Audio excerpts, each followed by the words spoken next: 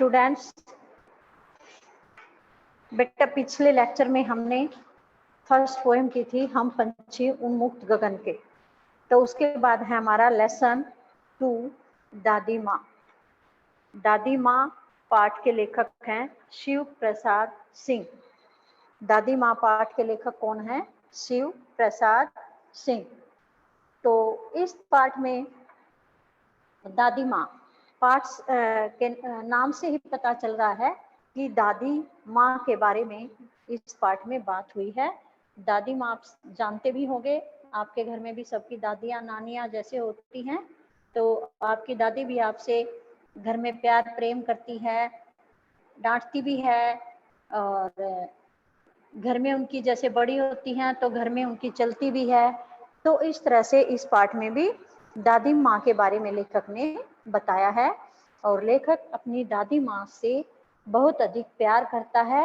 और दादी माँ को एक पत्र पढ़ता है, अंत में उसको ध्यान आता है दादी माँ के ख्यालों में खोया हुआ है, अब उसकी लेखक की दादी नहीं है। तब लेखक ने पहले की सारी बातें ये पाठ के माध्यम से हमारे सामने रखी हैं। अंत में लेखक जब पत्र में ये सारी बातें पढ़ते हैं तो उनको एकदम विश्वास ही नहीं होता कि अब उनकी दादी यहाँ पर नहीं है, यानी भगवान के पास चली गई हैं। तो देखिए पाठ में दादी माँ के बारे में लेखक ने क्या बताया है। कमजोरी ही है, पर सच तो यह है कि जरा सी कठिनाई पड़ते, बीसों गर्मी बरसात और बसंत देखने के बाद भी मेरा मन सदा नहीं तो प्राय अनमना सा हो जाता है। लेखक कहते हैं कि यह मेरे अंदर कमजोरी ही है, लेकिन सच बात तो ये है कि जरा सी कोई कठिनाई हो, चाहे गर्मी हो बरसात हो, बसंत देखने के बाद भी मेरा मन कैसा हो जाता है, जैसे अनमना सा हो जाता है। उड़ने से का मन होता है, कहीं मन न लगना, वो अनमना सा मन होता है।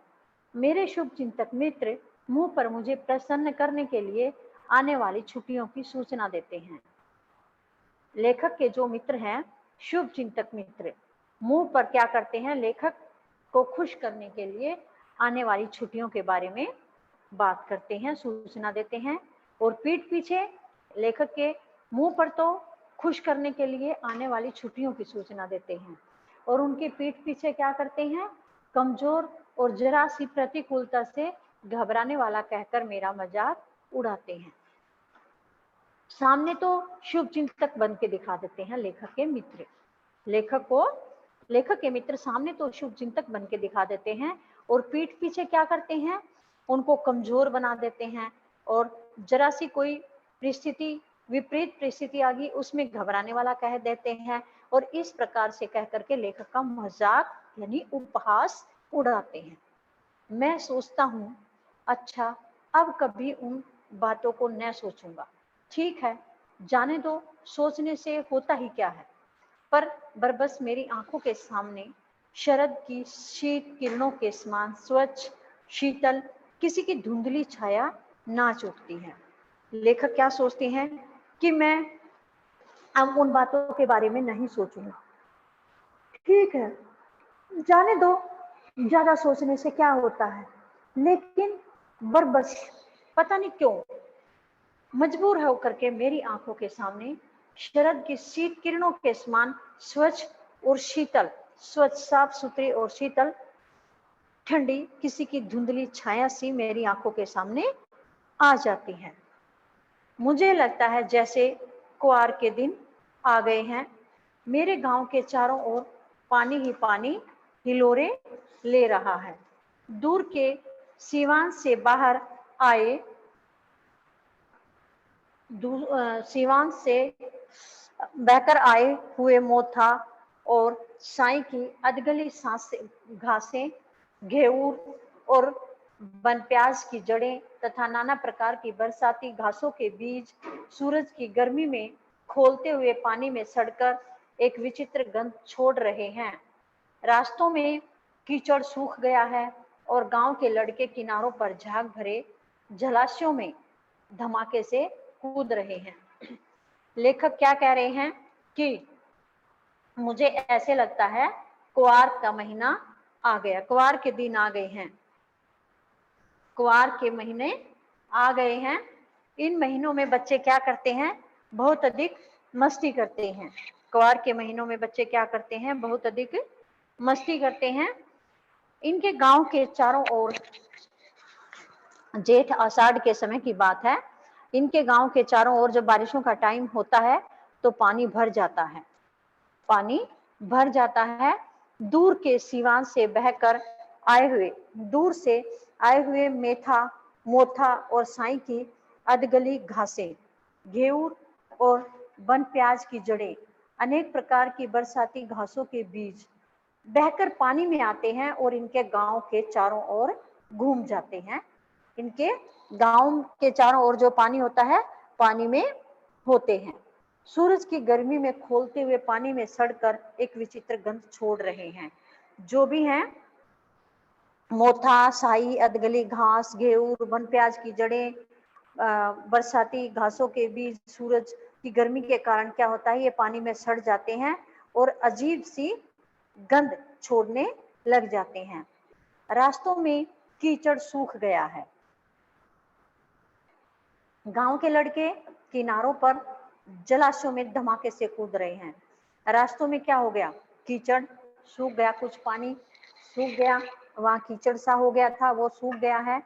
और गांव के लड़के क्या करते हैं, जो पानी भरा हुआ है उसमें झाग सा हो जाता है, जलाशय आदि में, उसमें बच्चे मस्ती कर रहे हैं, उछल कूद रहे हैं। अपने अपने अपने मौसम की अपनी अपनी बातें होती हैं। हर मौसम की अपनी अलग अलग बातें होती हैं। आषाढ़ में आम और जामुन न मिले, चिंता नहीं। अगहन में चिवड़ा और गुड़ न मिले, दुख नहीं। चैत के दिनों में लाई के साथ गुड़ की पट्टी न मिले, अफसोस नहीं। पर कुआर के दिनों में इस गंधपूर्ण झाग भरे जल में कूदना न हो तो बड़ा बुरा मालूम होता है। लेखक क्या कह रहे हैं कि अपने अपने मौसम की अपनी अलग अलग बात होती है, हर चीज का अपना अलग महत्व है। आषाढ़ में आम के पौधे होते हैं, जामुन के आम के फल मिलते हैं, जामुन के फल मिलते हैं। तो उस समय यदि हमें, लेखक कह रहे हैं, कौन है लेखक, शिव प्रसाद सिंह, उस समय यदि हमें जामुन के फल ना मिले, आम के फल ना मिले तो कोई बात नहीं। अगहन में चिवड़ा और गुड़ ना मिले तो भी हमें कोई दिक्कत नहीं है। चैत के दिनों में लाई के साथ गुड़ की पट्टी ना मिले तो भी कोई अफसोस नहीं। परंतु कुआर के दिनों में गंधपूर्ण जो झाग से भरा हुआ पानी है, उसमें यदि हमें न कूदने दिया जाए तो बहुत ही बुरा मालूम होता है।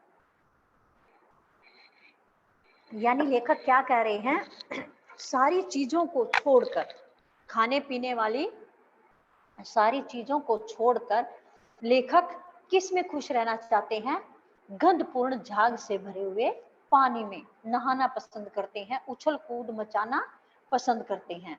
मैं भीतर हुड़क रहा था, मैं भीतर हुड़क रहा था, 2-1 दिन ही तो कूद सका था, नहा धोकर बीमार हो गया। लेखक अंदर ही अंदर बाहर इस पानी में, गंधपूर्ण भरे झाग से भरे पानी में नहाने के लिए तड़प रहा था। 1-2 दिन ही कूद पाया था, तभी बीमार हो गया। इस कारण इनको इनकी दादी ने पानी में कूदने के लिए नहीं जाने दिया। हल्की बीमारी न जाने क्यों मुझे अच्छी लगती है। लेखक कह रहे हैं कि हल्की हल्की बीमारी हो तो मुझे वह अच्छी लगती है, थोड़ा थोड़ा बुखार भी हो तो भी मुझे वह अच्छा लगता है, सर में हल्का फुल्का दर्द हो तो भी अच्छा लगता है। क्यों? क्योंकि यदि ऐसा होता है, थोड़ा बहुत बुखार होता है, थोड़ा बहुत सिर में दर्द होता है, तो खाने के लिए दिन भर क्या मिलता है, नींबू और साबु। यानी क्या होता है, दिन भर सेवा, खातिरदारी। जरा सा बीमार हो जाए तो दिन भर खातिरदारी होती है, नींबू का पानी मिलता है, साबु मिलता है। लेकिन इस बार ऐसी चीज नहीं थी, ज्वर जो चढ़ा तो चढ़ता ही गया। लेखक को क्या पसंद था? हल्का फुल्का ज्वर पसंद था, हल्का फुल्का बुखार पसंद था, सिर में हल्का फुल्का दर्द पसंद था। लेकिन अब की बार ऐसा नहीं हुआ। क्या हुआ? ज्वर तो चढ़ा, बुखार तो चढ़ा, लेकिन ऐसा चढ़ा कि चढ़ता ही चला गया, रजाई पर रजाई, और उतरा रात 12 बजे के बाद। इतना जबरदस्त लेखक को बुखार चढ़ा कि उनके ऊपर कई रजाइयां डाली गई, और जब बुखार उतरा तो कब? रात के 12 बज चुके थे। ऐसा बुखार चढ़ा कि रात को 12 बजे जाकर के लेखक का बुखार उतरा। तब तक लेखक के ऊपर कई रजाइयां डाली गई। दिन में मैं चादर लपेटे सोया था। दादी माँ आई, शायद नहा कर आई थी, उसी झाग वाले जल में। लेखक क्या कह रहे हैं? दिन में मैं चादर लपेट करके सो रहा था, चादर ओढ़ कर सो रहा था, तो उसी समय दादी माँ नहा कर आई थी, और मुझे ऐसी गंध आई थी जैसे कि दादी उस झाग वाले पानी में नहाकर आई हो। क्योंकि लेखक तो झाग वाले पानी में नहाने के लिए तड़फ रहा था। पतले दुबले सने शरीर पर सफेद किनारीहीन धोती, सन से सफेद बालों के सिरों पर सद टपके हुए जल की शीतलता। आते ही उन्होंने सर पेट छुए, आंचल की गांठ खोल किसी अदृश्य शक्तिधारी के चबूतरे की मिट्टी मुंह में डाली, माथे पर लगाई। दिन रात चारपाई के पास बैठी रहती, कभी पंखा झलती, कभी जलते हुए हाथ पैर कपड़े से सहलाती, सर पर दालचीनी का लेप करती, और 20 बार छू छू कर ज्वर का अनुमान करती। दादी जब लेखक के पास आई तो कैसे थे? दुबला पतला दादी का शरीर था, और उन्होंने सफेद किनारीहीन धोती डाल रखी थी, और उनके बाल भी कैसे थे? सफेद बाल थे, ऐसे लग रहे थे जैसे सन हो। सन होता है जिससे चारपाई बुनी जाती है, सन सनी उनको बोलते हैं, जिसकी रस्सी बनती है। तो ऐसा लग रहा था जैसे सफेद सन हो, और उससे पानी टपक रहा था, बालों में से, सफेद बालों में से पानी टपक रहा था। ऐसे लग रहा था जैसे सफेद सन में से पानी सफेद सन पानी में डुबोकर बाहर निकाला हो। जब दादी आई तो आते ही उन्होंने लेखक का सर छुआ, पेट छुआ। क्यों छुए? क्योंकि वह उनको बुखार देख रही थी कि अब बुखार है या उतर गया है। और ये देखने के बाद, पेट और सर से हाथ लगाने के बाद, अपने आंचल की गांठ खोल करके उसमें से कुछ मिट्टी निकाली, कुछ तो लेखक के मुंह में डाली और कुछ लेखक के माथे पर लगाई, जैसे कहीं अदृश्य शक्तिधारी के चबूतरे से लाई हो, किसी विद्वान पंडित ने वह मिट्टी दी हो। और रात दिन क्या करती? दादी चारपाई के पास बैठी रहती थी। किस लिए? क्योंकि लेखक बीमार था। कभी कभी क्या करती?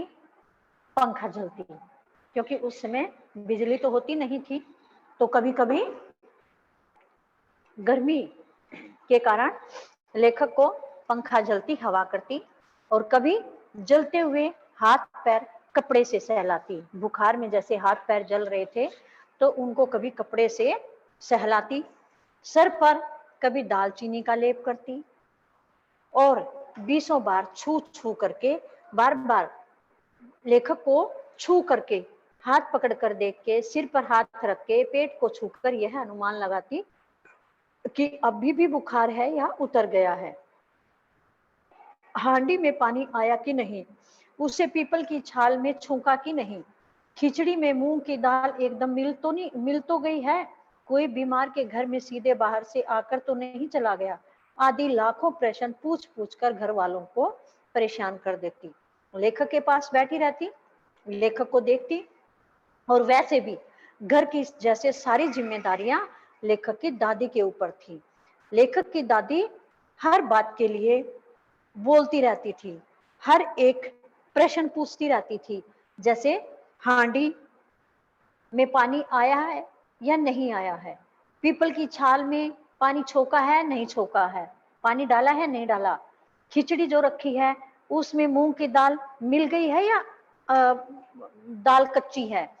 इस प्रकार से और कहती कि बीमार के घर में कोई सीधे से बाहर आकर तो नहीं चला गया है, यानी लेखक बीमार है, कोई बाहर से आकर के बीमार के घर में चला तो नहीं गया है। इस प्रकार के लाखों प्रश्न कर करके दादी जो थी घर वालों को परेशान कर देती थी। दादी माँ को गंवई गांव की 50 किस्म की दवाओं के नाम याद थी। दादी माँ जो थी बुजुर्ग तो थी, तो इस करके उनको एक्सपीरियंस भी थी, काफी उनको जानकारियां थी, तो उनको 50 किस्म की दवाओं के नाम याद थे। गांव में कोई बीमार होता तो उसके पास पहुंचती, और वहां भी वही काम, क्या काम, जैसे लेखक के साथ था, कभी हाथ छूना, कभी माथा छूना, कभी पेट छूना। गांव में यदि दादी को किसी का पता चलता कि कोई बीमार है तो दादी उसी के पास पहुंच जाती, और वहां भी जाकर के जैसे लेखक के सिर को छूकर, पेट को छूकर, माथे को छूकर बार बार देखती रहती थी, वहां जाकर भी उनको भी ऐसे ही वह देखती थी। फिर भूत से लेकर मलेरिया, सरसाम, निमोनिया तक का अनुमान विश्वास के साथ सुनाती। फिर क्या करती, किसी के घर जाती थी तो वहां अनेक प्रकार की बीमारियों के अनुमान लगा लेती, भूत प्रेत आदि को लेकर भी, मलेरिया को लेकर, सरसाम को लेकर, निमोनिया को लेकर अनेक प्रकार के अनुमान के साथ अपना विश्वास जता देती थी। महामारी और विषुचिका के दिनों में रोज सवेरे उठकर स्नान के साथ लवंग और गुड़ मिश्रित जलधार, गुग्गल और धूप सफाई कोई उनसे सीख ले। क्या करती थी, महामारी और विषुचिका के दिनों में रोज सवेरे दादी माँ उठ करके स्नान करती, और उसके बाद लवंग और गुड़ मिश्रित जलधार, गुग्गल और धूप आदि का प्रयोग करती, और साफ सफाई का विशेष ध्यान रखती थी। सफाई का यदि कुछ सीखना चाहे तो उनकी दादी से सीख सकता था। दवा में देर होती, मिश्री या शहद खत्म हो जाता, चादर या गिलाफ नहीं बदले जाते तो वे जैसे पागल हो जाती थी। यदि किसी को दवा लेने में देर हो जाती, घर में मिश्री खत्म हो जाती, शहद आदि खत्म हो जाता, या चादर आदि गिलाफ आदि नहीं बदले जाते, नहीं धोए जाते, तो वह एक तरह से पागलों जैसी हो जाती थी। बुखार तो मुझे अब भी आता है, नौकर पानी दे जाता है, मेष महाराज अपने मन से पकाकर खिचड़ी या साबू भी दे जाते हैं। लेखक कह रहे हैं कि बुखार तो मुझे अभी भी आ जाता है, नौकर पानी दे देते हैं, जो मेस में है वे अपने मन से पकाकर खिचड़ी भी दे देते हैं, साबू भी दे देते हैं, डॉक्टर साहब आकर उनकी नाड़ी देख जाते हैं, और कुनेन मिक्सर की शीशी की तिताई के डर से बुखार चला भी जाता है। पर न जाने क्यों ऐसे बुखार को बुलाने का जी नहीं होता। क्यों? क्योंकि अब उसके संभालने वाली, उनकी केयर करने वाली, उनके पास बैठने वाली दादी जो नहीं है। अब तो नौकर पानी दे देता है, मैस महाराज खिचड़ी दे देते हैं, साबू दे देते हैं, डॉक्टर नाड़ी चेक कर लेते हैं, और दवाइयां आदि भी दे देते हैं, और बुखार भी चला जाता है। पर न जाने क्यों ऐसे बुखार को बुलाने का जी नहीं होता है। क्यों? क्योंकि अब वो दादी का प्यार नहीं मिलता, दादी का प्यार नहीं मिलता। अब किशन भैया की शादी ठीक हुई, दादी माँ के उत्साह और आनंद का क्या कहना, दिन भर गायब रहती। किशन भैया की शादी हुई थी तो उस समय दादी माँ बहुत ही खुश थी, उत्साह उनके अंदर भरा हुआ था, आनंद उनके अंदर भरा हुआ था, और वह दिन भर गायब रहती थी, क्योंकि तैयारियां करना चाहती थी। तैयारियां करने के चक्कर में, किसी से सलाह मशवरा लेने के चक्कर में वह घर से बाहर रहती थी, और सारा घर जैसे उन्होंने सर पर उठा लिया हो। पड़ोसी ने आती, बहुत बुलाने पर दादी माँ आती, बहन बुरा न मानना, कार परोजन का घर ठहरा, एक काम अपने हाथ से ना करूं तो होने वाला नहीं। ऐसे दादी क्या करती थी, सारे घर को जैसे सिर पर उठा लेती थी कि जैसे घर का सारा कार्य दादी माँ को ही करना है। पड़ोसी ने भी जैसे घर में आती, दादी से मिलने के लिए आती या वैसे आती, तो वे दादी को बुलाती बातें करने के लिए, पर दादी उनको बुलाने पर जाती, और बुलाने के बाद जाती और कह देती, बहन बुरा मत मानना, मैं आपके पास बैठ नहीं सकती, मैं आपसे बातें नहीं कर सकती। क्यों? क्योंकि शादी का घर जो है, तो यदि मैं अपने हाथ से एक भी काम न करूं तो कोई काम नहीं होगा। दादी सबको ऐसा एहसास दिलाती थी कि सारा कार्य दादी ही करते हैं, यदि दादी कोई भी कार्य न करे तो घर में कोई भी काम नहीं होगा। दादी ऐसे सबको जताती थी। तो इसीलिए अपनी पड़ोसनों को भी कहती कि यदि एक काम भी अपने हाथ से न करूं तो वह कार्य होने वाला नहीं है। जानने को यूं सभी जानते थे कि दादी माँ कुछ करती नहीं।